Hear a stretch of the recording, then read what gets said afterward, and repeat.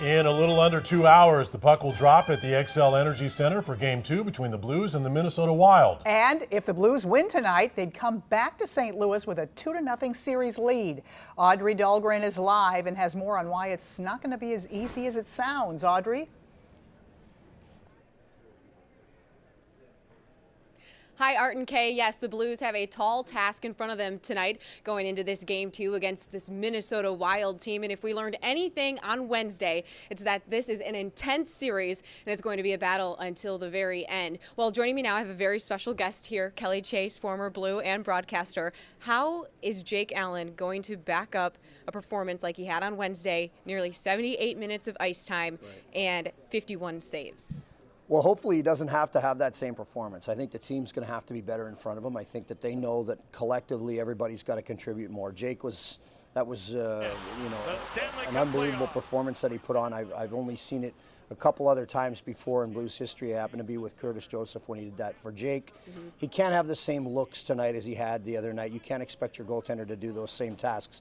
And I think they know that, but they won the game. That's the important thing. So for them now, go out and figure out how you're going to steal another one, and then, you set yourself up for a pretty good situation.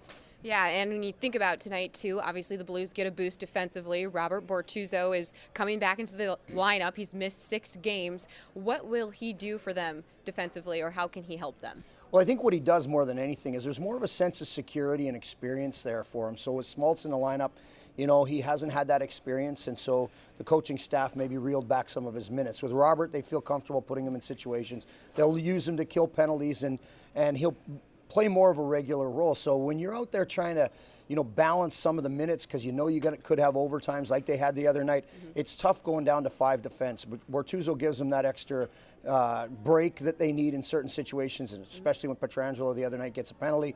It makes it a narrow margin of error. So I think that's a real lift for this team as well. And also, Vladimir Sobotka, real quick, 2 goals in his first 2 games. Where can he really help the Blues in this series? Well, he's able to adapt to so many different places. So he can play wing, he can play center, kill penalties. He'll play on the power play. So, the versatility of him is important because, when you look at missing Stastny, missing Fabry, this is kind of a deadline deal for the Blues. It's a nice pickup here at the end. So for Sobotka, he's going to be a utility player for them.